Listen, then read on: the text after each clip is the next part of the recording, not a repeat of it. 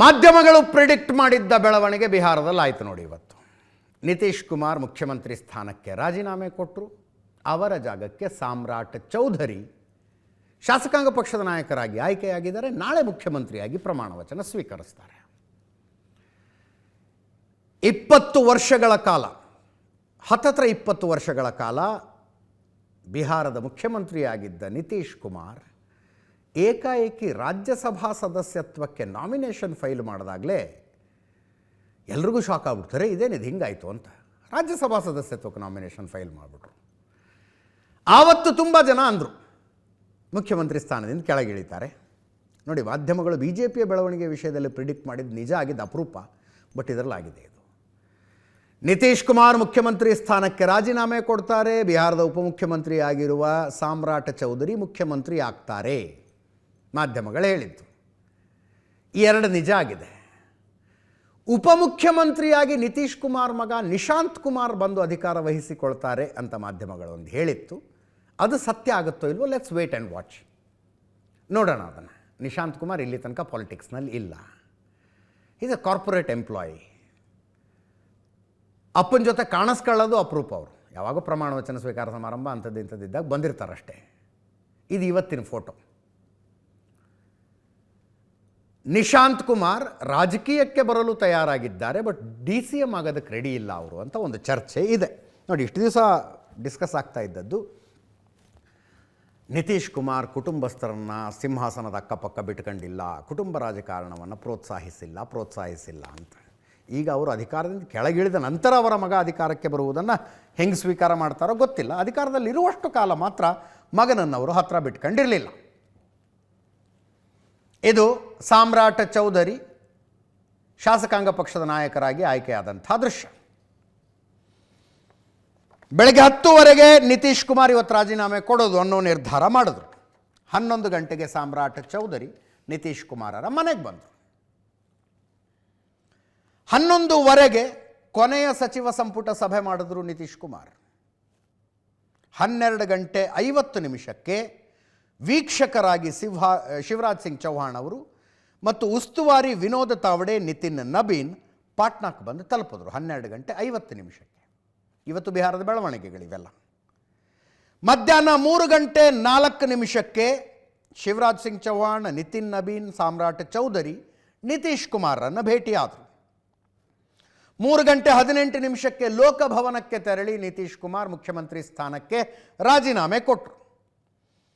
ಅದಾಗಿ 20 ನಿಮಿಷಕ್ಕೆ 3:38 BJP ಕೇಂದ್ರ ಕಚೇರಿಯಲ್ಲಿ ನಾಯಕರ ಸಭೆ ಆಯಿತು. 4 ಗಂಟೆಗೆ BJP ಶಾಸಕಾಂಗ ಪಕ್ಷದ ಸಭೆ ಆಯಿತು. ಶಾಸಕಾಂಗ ಪಕ್ಷದ ನಾಯಕರನ್ನಾಗಿ ಸಾಮ್ರಾಟ್ ಚೌಧರಿ ಅವರನ್ನು ಆಯ್ಕೆ ಮಾಡಲಾಯಿತು. ಸಂಜೆ 6 ಗಂಟೆಗೆ ಬಿಹಾರದ ರಾಜ್ಯಪಾಲರನ್ನು ಭೇಟಿಯಾಗಿ ಸಾಮ್ರಾಟ್ ಚೌಧರಿ ಸರ್ಕಾರ ರಚಿಸುವ ಹಕ್ಕು ಮಂಡನೆ ಮಾಡಿದರು. ಅಲ್ಲಿಗೆ ಹತ್ತತ್ರ 20 ವರ್ಷಗಳ ಒಂದು ಬಿಹಾರ ರಾಜಕಾರಣದ ಅಧ್ಯಾಯ ಒಂದು ಎಂಡ್ ಆದಂಗೆ ಆಯಿತು ನೋಡಿ, ನಿತೀಶ್ ಕುಮಾರ್ ಅಧಿಕಾರದಿಂದ ಕೆಳಗಿಳಿಯುವ ಮೂಲಕ. ಇವು ಅಪರೂಪಕ್ಕೆ ನೋಡುವುದಕ್ಕೆ ಸಿಗುವ ವಿದ್ಯಮಾನಗಳು. Smooth transition. ಅದರ್ವೈಸ್ ಅಧಿಕಾರ ಬಿಟ್ಟುಕೊಡೋದ, ಗ್ರಾಮ ಪಂಚಾಯತ್ ಅಧ್ಯಕ್ಷರಿಗಿರಿ ಬಿಟ್ಟುಕೊಡೋದಕ್ಕೆ ಓದಾಡ್ತಾರೆ. ಅಪರೂಪದ ವಿದ್ಯಮಾನ. ಅದು ನಿತೀಶ್ ಕುಮಾರ್ ತಾವು ಮುಖ್ಯಮಂತ್ರಿ ಸ್ಥಾನಕ್ಕೆ ರಾಜೀನಾಮೆ ಕೊಟ್ಟು ತಮ್ಮ ಕುಟುಂಬದವರಿಗೆ ಬಿಟ್ಟುಕೊಟ್ಟಿದ್ದಲ್ಲ, ಅಥವಾ ತಮ್ಮದೇ ಪಕ್ಷದ ಇನ್ನೊಬ್ಬರಿಗೆ ಬಿಟ್ಟುಕೊಟ್ಟಿದ್ದಲ್ಲ. BJPಗೆ ಮುಖ್ಯಮಂತ್ರಿ ಸ್ಥಾನ ಬಿಟ್ಟುಕೊಟ್ಟದ್ದು. ಮೈತ್ರಿ ಪಕ್ಷಕ್ಕೆ ಮುಖ್ಯಮಂತ್ರಿ ಸ್ಥಾನ ಬಿಟ್ಟುಕೊಡುವ ಪ್ರಕ್ರಿಯೆ ಇಷ್ಟು ಸ್ಮೂತ್ ಟ್ರಾನ್ಸಿಷನ್ನಲ್ಲಿ ಆಗಿದ್ದು ನೆನಪಿನಲ್ಲಿ ಉಳಿಯುತ್ತಿದೆ ರಾಜಕೀಯ ಇತಿಹಾಸದಲ್ಲಿ. ಈಗ ನಿತೀಶ್ ಕುಮಾರ್ ರಾಜ್ಯಸಭಾ ಸದಸ್ಯರು. ಕೆಲವರು ಹೇಳ್ತಾರೆ ಮೋದಿ ಅವ್ರನ್ನ ಸೆಂಟ್ರಲ್ ಮಿನಿಸ್ಟರ್ ಮಾಡ್ತಾರೆ, ಒಂದು ಒಳ್ಳೆ ಪೋರ್ಟ್ಫೋಲಿಯೋ ಕೊಡ್ತಾರೆ, ನೋಡ್ತಾ ಇರಿ ಅಂತ. ಮತ್ತು ಕೆಲವರು ಹೇಳ್ತಾರೆ ಇಲ್ಲ, ನಿತೀಶ್ ಒಂಥರ ರಿಟೈರ್ಡ್ ಲೈಫ್ನ ಮನಸ್ಥಿತಿಲಿದ್ದಾರೆ, ಏಜ್ ಆಗಿದೆ, ಆರೋಗ್ಯ ಮೊದಲಿನಷ್ಟು ಚೆನ್ನಾಗಿಲ್ಲ, ರಾಜ್ಯಸಭಾ ಸದಸ್ಯನಾಗಿ ಆರಾಮಾಗಿರ್ತೀನಿ ಅಂದಿದ್ದಾರೆ ಅಂತ. ಏನಾಗುತ್ತೆ ನೋಡ್ಬೇಕು ಮುಂದೆ ಅದನ್ನು. ಆದರೆ 20 ವರ್ಷದ ಈ ಮನುಷ್ಯನ ಆಡಳಿತ, ಬಿಹಾರದಲ್ಲಿ ಅತ್ಯಂತ ಹೆಚ್ಚು ಅವಧಿಗೆ ಮುಖ್ಯಮಂತ್ರಿಯಾಗಿ ಅಧಿಕಾರ ನಡೆಸಿದ ದಾಖಲೆ ನಿತೀಶ್ ಕುಮಾರ್ ಅವರದ್ದು. 19 ವರ್ಷ 290 ದಿವಸ ಹಾಗೇನೋ ಬರುತ್ತದು. ಅಷ್ಟು ಅಧಿಕಾರ ನಡೆಸಿದಂಥ ದಾಖಲೆಯನ್ನು ನಿತೀಶ್ ಕುಮಾರ್ ಬರೆದರು. ನೋಡಿ, ಅಧಿಕಾರಕ್ಕೆ ಬಂದ ಸಂದರ್ಭದಲ್ಲಿ ಬಿಹಾರದ ಚರಿಷ್ಮಾ ಏನಿತ್ತು ದೇಶದ ತುಂಬ? ಜಂಗಲ್ ರಾಜ್. ಇನ್ನೇನು ಪೊಲಿಟಿಕಲ್ ಪ್ರಿಜುಡೀಸ್ ಇಟ್ಕೊಂಡು ನೋಡಬೇಕಾಗಿಲ್ಲ, ಇದ್ದದ್ದು ಹಾಗೆ ಬಿಹಾರ. ಲಾಲು ಪ್ರಸಾದ್ ಯಾದವ್ ಆಡಳಿತ ಅನ್ನೋದು ಇದೆಯಲ್ಲ ಬಿಹಾರದಲ್ಲಿ, ನೀವು ಆಗಿನ ಪರಿಸ್ಥಿತಿ ಹೆಂಗಿತ್ತು ಅಂತ ಸಿನಿಮಾಗಳು ಬಂದು ಬಾಲಿವುಡ್ನಲ್ಲಿ. ಈ ಅಜಯ್ ದೇವಗನದೆಲ್ಲ ಸಿನಿಮಾ ಬಂತು, ಅಪಹರಣ, ಅವೆಲ್ಲ ಆ್ಯಕ್ಚುಯಲ್ ಇನ್ಸಿಡೆಂಟ್ಗಳ ಮೇಲೆ ಬಂದದ್ದು. ಅದು ಸಂಜೆ 7-7:30 ಆದರೆ ಹೆಣ್ಮಕ್ಳು ಒತ್ತಡಗಿರಲಿ, ಗಂಡಸರು ಹೊರಗಡೆ ಓಡಾಡೋಕ್ಕಾಗೋದಿಲ್ಲ ಅನ್ನೋ ಪರಿಸ್ಥಿತಿ. 2-3 ಲಕ್ಷ ರೂಪಾಯಿ ದುಡ್ಡು ಇಟ್ಕೊಂಡು ಅವರು ಕಿಡ್ನ್ಯಾಪ್ಗಳಾಗ್ಬಿಡ್ತಿದ್ವು. ಗೂಂಡಾ ರಾಜ್ಯ ಅಂದರೆ ಗೂಂಡಾ ರಾಜ್ಯ. ಲಾಲು ಪ್ರಸಾದ್ ಯಾದವ್ ಮಗಳ ಮದುವೆ ಆಗಿದ್ದ ಕಥೆ ಹೇಳ್ತಾರೆ ಇನ್ನೂ ತನಕ ಬಿಹಾರದಲ್ಲಿ. ಕೇಳಿಸ್ಕೋಬೇಕು ನೀವು, ಕೆಲವು ಪಾಡ್ಕಾಸ್ಟ್ಗಳಿದ್ದಾವೆ ನೋಡಿ ಹೆಂಗಿದೆ ಅಂತ. ಅವರ ಮಗಳ ಮದುವೆ ಆದರೆ, ಮುಖ್ಯಮಂತ್ರಿಗಳ ಮಗಳ ಮದುವೆ, ಎಲ್ಲ ಕಡೆಯಿಂದ ಗೆಸ್ಟ್ ಬರ್ತಾರೆ. ಗೆಸ್ಟ್ಗಳಿಗೆ ಓಡಾಡೋದಕ್ಕೆ ಕಾರ್ಗಿರಬೇಕಲ್ಲ. ಈ ಪಾಟ್ನಾದ ಶೋರೂಮ್ಗಳಿಗೆ ಹೋದ್ರಂತೆ RJDಯ ಕಾರ್ಯಕರ್ತರು, ಲೋಕಲ್ ಲೀಡರ್ಸು. ಶೋರೂಮ್ಗಳಲ್ಲಿ ಮಾರಕ್ಕೆ ಅಂತ ಇಟ್ಟಿರ್ತಾರಲ್ಲ ಕಾರ್ನ, ಯಾರೋ ಬುಕ್ ಮಾಡೋದವ್ರಿಗೆ ತಂದಿಟ್ಟಿರ್ತಾರೆ ಗೋಡೌನ್ನಲ್ಲಿ, ವೇರ್ ಹೌಸ್ನಲ್ಲಿ. ಇದ್ರ ಕೀ ಎಲ್ಲಿದ್ದಾವೆ ಅಂತ ಇಸ್ಕೊಂಬಂದ್ಬಿಟ್ರಂತೆ, ಎಲ್ಲ ಕೀನು. ಹೊಸ ಗಾಡಿಗಳು. ವಾರ 10-15 ದಿವಸ ಮದುವೆಗೆ ಅಂತ ಓಡಾಡಿಸಿ ಮತ್ತೆ ವಾಪಸ್ ತಗೊಂಡಾಗ ಕೊಟ್ರೆ ಅಂತ, ಆಯ್ತು ಇನ್ನು ಮಾರ್ಕಳಿ ಇವನ್ನ ಅಂತ. ಆ ಗಾಡಿಗಳ ಕಥೆ ಏನಾಗಿರ್ಬೇಕು ಯೋಚನೆ ಮಾಡಿ. ಶೋರೂಮಿಂದ ಗಾಡಿ ಎತ್ಕೊಂಬಂದ್ರಂತೆ. ಇವರ ಮಗಳ ಕಾರ್ನಲ್ಲಿ ಹೋಗ್ತಾ ಇರುವಾಗ ಯಾವುದೋ ದೊಡ್ಡ ಜ್ಯುವೆಲ್ರಿ ಶಾಪ್ ಕಾಣಿಸ್ತು, ಅದರ ಗ್ಲಾಸ್ನಿಂದ ಏನೋ ಚೆನ್ನಾಗಿ ಅನ್ನಿಸ್ತು. ನಿಲ್ಸ್ ಕಾರು, ಜ್ಯುವೆಲ್ರಿ ಶಾಪ್ ಒಳಗೆ ಹೋಗು, ಅದನ್ನು ಪ್ಯಾಕ್ ಮಾಡು, ತಗೊಂಡು ಬಾ. ದುಡ್ಡು ಯಾರು ಕೊಡ್ತಾರೆ? ಮುಖ್ಯಮಂತ್ರಿಗಳ ಮಗಳ ಹತ್ರ ದುಡ್ಡು ಕೇಳ್ತೀರಾ ನೀವು? ಅದು ಜಂಗಲ್ ರಾಜ್ ಅಂದರೆ. ಬಿಹಾರಕ್ಕಿದ್ದ ಆ ಚರಿಷ್ಮಾನ ಬದಲಿಸುವಲ್ಲಿ ನಿತೀಶ್ ಕುಮಾರ್ ಪಾತ್ರ ದೊಡ್ಡದು. ಸುಶಾಸನ್ ಬಾಬು ಅನ್ನಿಸಿಕೊಂಡ್ರು. ಸುಶಾಸನ್ ಬಾಬು ನೋಡಿ, ಒಂದು ಸಣ್ಣ ಕಮ್ಯುನಿಟಿ, ಲಿಮಿಟೆಡ್ ವೋಟ್ ಬ್ಯಾಂಕು. ಆದರೂ ನಿತೀಶ್ ಕುಮಾರರ ಪೊಸಿಷನಿಂಗ್ ಹೆಂಗಿತ್ತು ಅಂದರೆ, ಇವರಿಲ್ಲದೆ ಸರ್ಕಾರ ಮಾಡೋಕ್ಕಾಗಲ್ಲ ಯಾರಿಗೂ, ಇವರಿಲ್ಲದೆ ಸರ್ಕಾರ ಮಾಡೋದಕ್ಕಾಗೋದಿಲ್ಲ. ವಾಜಪೇಯಿ ಅವ್ರ ಜೊತೆ ಕಂಪ್ಯಾಟಿಬಲ್ ಇದ್ದರು, BJP ಜೊತೆ ಮೈತ್ರಿ ಚೆನ್ನಾಗಾಗ್ತಿತ್ತು. ನರೇಂದ್ರ ಮೋದಿ ಅಂದ್ರೆ ಆಗ್ಬರ್ತಿರಲಿಲ್ಲ, ಒಟ್ಟು ಆಗ್ಬರ್ತಿರಲಿಲ್ಲ ಅವ್ರಿಗೆ ನರೇಂದ್ರ ಮೋದಿ ಅಂತ. ಮೋದಿಯ ಜೊತೆ ಇವರು, ಮೋದಿ ಕೈ ಹಿಡ್ಕೊಂಡು ನಿಂತಿದ್ದ ಒಂದು ಫೋಟೋ ಇವ್ರಿಗೆ ಎಂಥ ಮುಜುಗರ ತಂದು ಬಿಡ್ತಿತ್ತು ಅಂದರೆ, ಅಂಥ ಮುಜುಗರ ಹೇಳ್ತಾ ಕೂತ್ಕೊಂಡ್ರೆ ದೊಡ್ಡ ಕತೆ ಅದು. BJP ಕಾರ್ಯಕಾರಿಣಿ ಆದಾಗ ಬಿಹಾರದ ಮುಖ್ಯಮಂತ್ರಿಯವರು ಕಾರ್ಯಕಾರಿಣಿಗೆ ಬಂದ ನಾಯಕರುಗಳನ್ನೆಲ್ಲ ಊಟಕ್ಕೆ ಕರೆದಿರ್ತಾರೆ ಮನೆಗೆ. ಪಾಟ್ನಾದಲ್ಲಿದ್ದಂಥ, ಬಿಹಾರದ ರಾಜಧಾನಿ ಪಾಟ್ನಾದಲ್ಲಿದ್ದಂಥ ಗುಜರಾತಿ ವ್ಯಾಪಾರಿಯೊಬ್ಬ ನಿತೀಶ್ ಕುಮಾರು ನರೇಂದ್ರ ಮೋದಿ ಕೈ ಹಿಡ್ಕೊಂಡು ನಿಂತ್ಕೊಂಡಿರೋ ಆ ಫೋಟೋನ ಒಂದು ನ್ಯೂಸ್ ಪೇಪರ್ಗೆ ಅಡ್ವರ್ಟೈಸ್ಮೆಂಟ್ ಕೊಟ್ಟು ದೊಡ್ಡದಾಗಿ ಫ್ರಂಟ್ ಪೇಜಿಗೆ ಪ್ರಿಂಟ್ ಹಾಕ್ಸ್ಬಿಡ್ತಾರೆ. ನಿತೀಶ್ ಕುಮಾರ್ ಕೆಂಡಾಮೆಂಡಲ್ ಆಗಿಬಿಟ್ರು. ಡಿನ್ನರ್ ಕ್ಯಾನ್ಸಲ್ ಮಾಡಿಸ್ತಾರೆ ಅವರು ಅವತ್ತಿಂದು. Dinner cancel. 2014ರಲ್ಲಿ Narendra Modi prime ministerial candidate ಅಂತ ಅನೌನ್ಸ್ ಮಾಡಿದ ಮೇಲೆ NDAದಿಂದ ಹೊರಗೆ ಬಂದು ಪ್ರತ್ಯೇಕ ಸ್ಪರ್ಧೆ ಮಾಡಿದ್ರು. ಬಿದ್ದೋಗ್ಬಿಡ್ತಲ್ಲ ಅವರ ಪಕ್ಷ. ಲಾಲು ಪ್ರಸಾದ್ ಯಾದವ್ ಜೊತೆಗೆ ಆ ಕಡು ರಾಜಕೀಯ ವೈರತ್ವದಿಂದ ರಾಜಕಾರಣ ಮಾಡಿ ಕೊನೆಗೆ RJD ಜೊತೆಗೆ ಕಾಂಗ್ರೆಸ್ ಜೊತೆಗೆ ಸೇರ್ಕೊಂಡು ಸರ್ಕಾರ ಮಾಡಿದ್ರು. ಲಾಲು ಪ್ರಸಾದ್ ಮಗನಿಗೆ ಮುಖ್ಯಮಂತ್ರಿ ಸ್ಥಾನ ಬಿಟ್ಟುಕೊಡಬೇಕು ಅನ್ನುವ ಸನ್ನಿವೇಶ ಬಂದಾಗ ಬೆಂಬಲ ವಾಪಸ್ ತಗೊಂಡು ಮತ್ತೆ BJP ಜೊತೆಗೆ ಬಂದರು. 20 ವರ್ಷ ಯಾವ ಪಕ್ಷ ಯಾವಷ್ಟೇ ಸ್ಥಾನಗಳನ್ನು ತಗೊಳ್ಳಿ, CM ಆಗಿ ಮಾತ್ರ ನಿತೀಶ್ ಕುಮಾರ್ ಅನ್ನೋ ಹಾಗೆ ಇದ್ದರು. ಈಗ ಅವರನ್ನು ರಿಪ್ಲೇಸ್ ಮಾಡ್ತಾ ಇರುವ ಸಾಮ್ರಾಟ್ ಚೌಧರಿ ಅವರಿಗೆ 3ನೇ party BJP. He started his political career with RJDಯಿಂದ ರಾಜಕಾರಣವನ್ನು ಶುರು ಮಾಡಿದ ಮನುಷ್ಯ.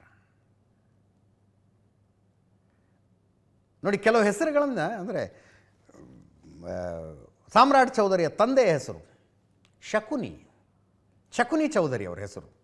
ಕೆಲವು ಹೆಸರು ಯಾರೂ ಇಟ್ಕೊಳ್ಳೋದಿಲ್ಲ ಅಂತ ಅಂದ್ಕೊಂಡಿದ್ವಿ ನಾವು. ದುರ್ಯೋಧನ ನೋಡಿದ್ವಿ, ರಾವಣವನ್ನು ನೋಡೋದು ಬಾಕಿ ಇದೆ. ರಾವಣ, ಶಕುನಿ ಅವ್ರ ತಂದೆ ಹೆಸರು. Not being judgemental about it, ಅಪರೂಪದಲ್ಲಿ ಆ ಹೆಸರಿಟ್ಟಿದ್ದಾರೆ ಅಂತ. ಅವರ ತಂದೆಯೂ ಶಾಸಕರಾಗಿದ್ದವರು. ಸಾಮ್ರಾಟ್ ಚೌಧರಿಯವರ ತಾಯಿನೂ 1 ಟರ್ಮ್ MLA. ಸಾಮ್ರಾಟ್ ಚೌಧರಿಯವರು 6ನೇ ಅವಧಿಗೆ ಶಾಸಕರು.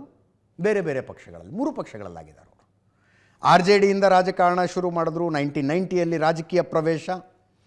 1999 ಫಸ್ಟ್ ಟೈಮ್ MLA ಆಗ್ತಾರೆ. ರಾಬ್ಡಿ ದೇವಿಯವರ ಸಚಿವ ಸಂಪುಟದಲ್ಲಿ ಕೃಷಿ ಸಚಿವರು ಆಗ್ತಾರೆ ಅವರು.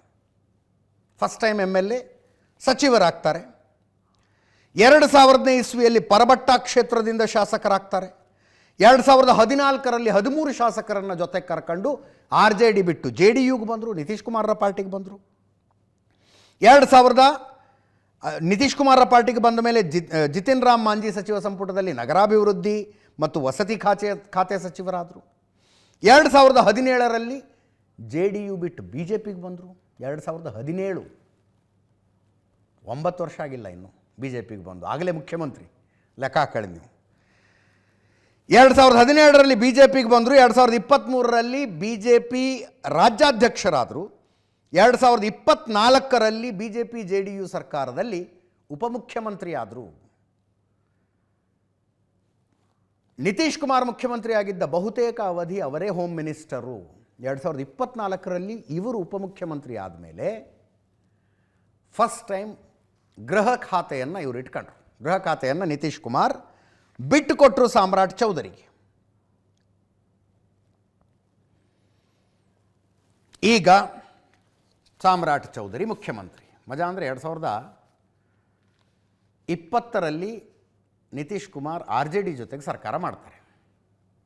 RJD ಜೊತೆ ಸರ್ಕಾರ 2017ರಲ್ಲಿ ಇವರು JDU ಬಿಟ್ಟು ಬಂದುಬಿಟ್ಟಿರ್ತಾರೆ BJPಗೆ. 2020ರಲ್ಲಿ NDA ಬಿಟ್ಟು ನಿತೀಶ್ ಕುಮಾರ್ ಮಹಾಗಠಬಂಧನ್ನ ಸೇರ್ಕೊಂಡು ಸರ್ಕಾರ ಮಾಡ್ತಾರೆ.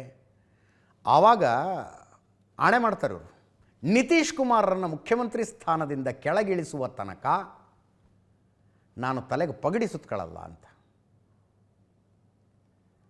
ತಲೆಗೆ ಪೇಟ ಕಟ್ಕೊಳ್ಳೋದಿಲ್ಲ ಅಂತ ಆಣೆ. ರಾಜಕೀಯ ಹಿಂಗೆ ಇರೋದಿಲ್ಲ.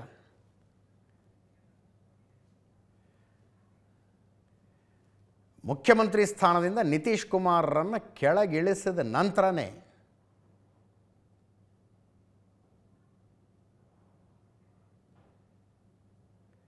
ಅದಾದ ಮೇಲೆ 2022 ನಿತೀಶ್ ಕುಮಾರ್ ಮತ್ತೆ NDAಗೆ ಬಂದರು.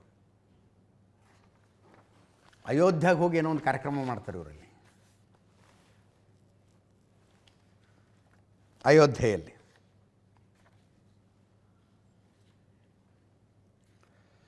ಈಗ ಉಪಮುಖ್ಯಮಂತ್ರಿ ಯಾರಾಗ್ತಾರೆ ಅಂತ ಒಂದು ಚರ್ಚೆ.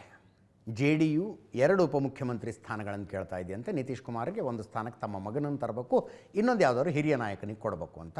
RLD ಅವರು ಪ್ರಬಲ ಖಾತೆಗಳನ್ನು ಕೇಳುವ ಸಾಧ್ಯತೆ ಇದೆ.